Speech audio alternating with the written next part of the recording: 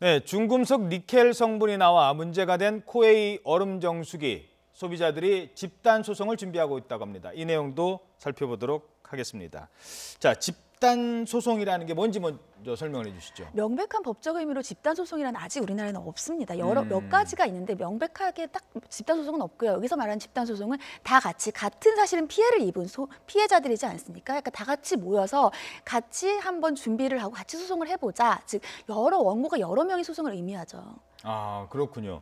자, 근데 코웨이 소비자들이 집단 소송을 제기한 게 최근에 그 니켈이 검출됐다고 했는데 제대로 대응을 못했다. 지금 그런 차원이죠? 네, 맞습니다. 사실은 그 얼음 정수기인데 얼음을 만드는 부분에서 도금이 벗겨지면서 니켈이 이제 물에 들어갈 수 있는 가능성이 있다는 거예요. 그리고 실제로 이것을 사용했던 소비자들 같은 경우에는 내가 이 얼음 정수기를 사용하면서 점점 피부병이 많아졌다라는 얘기들도 나오고 있고 전문의들의 말에 따르면 그 니켈이 피부병 같은 것들을 유발할 수도 있다고 합니다. 그래서 처음에는 이것에 이의를 제기했는데 코웨이 측에서 부품을 마치 갈아주는 것처럼 하면서 무마를 하려고 했던 정황이 포착이 됐고 알려주지도 않고 그렇죠. 알려주지도 않고 마치 새로운 부품을 갈아주는 것처럼 한 정황이 포착이 됐고 이의를 제기하고 문제가 발생했더니 그제서야 어떻게 처음엔 대처를 했냐면 문제가 생겼던 것은 작년 12월 이전에 판매된 제품이니 거기에 대해서만 우리가 환불을 해주겠다라는 얘기를 했습니다. 여기에 대해 소비자들이 굉장히 이의를 더 제기하고 화가 나는 것처럼 보이니까 이제서야 어쩔 수 없는 것처럼 보이겠죠. 피해자들 입장에서는. 이제서야 전량 관련된 문제에 대한 모든 것들에 대해서 회수를 하겠다고 하니 이렇게는 안 되겠다. 회수만으로는 안 되고 우리가 건강상의 위험에 대해서까지 손해배상을 해달라라는 집단 소송의 움직임입니다.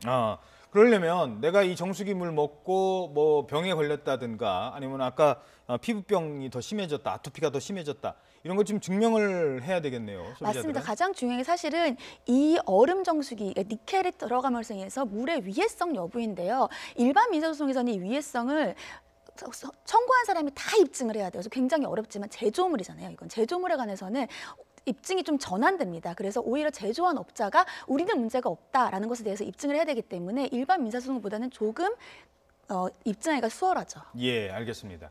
사실 지금 이 사건과 옥시 래킷 뱅키저의 사건은 좀 다른 측면이 있습니다만 이걸 보면서 기업의 책임이라는 게 얼마나 큰가라는 생각이 듭니다. 처음부터 문제가 있습니다. 다 무상교체, 당연히 무상교체 해줘야 되죠. 그리고 자기네들이 잘못했기 때문에 당연히 위약금 필요 없이 저희들이 다 하겠습니다라고 해야 되는데 그거를 숨겼다는 게 조금 이제 소비자들이 더 화가 났을 것 같은데 기업의 책임윤리, 책임 경영 이게 점점 더 강화되고 그럴 필요가 좀 있어야 될 것 같아요. 맞습니다. 사실은 소비자들이 화나는 게 두 가지 동일한 점은 이 제품에 대한 문제를 알고 있었음에도 우리에게 얘기를 하지 않았냐는 겁니다. 알았을 때 미리 얘기를 해줬다면 더 큰 피해를 막았을 텐데라는 게 소비자들의 가장 중요한 불만이거든요. 그렇기 때문에 사실은 기업은 소비자들을 통해서 이익을 창출하는 거 아니겠습니까? 그래서 기업의 윤리도 중요하고요. 정부에서의 제품에 대한 인허가라든지 품질 기준에 대해서 좀 더 엄격히 파악해야 될 필요가 있습니다.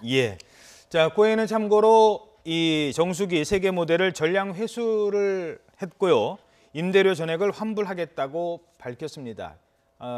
뭐 적극적으로 나선 거죠. 하지만 그 전에 그랬으면, 그 전에 소비자들이 화가 나기 전에 이런 조치를 취했으면 하는 아쉬움이 남습니다.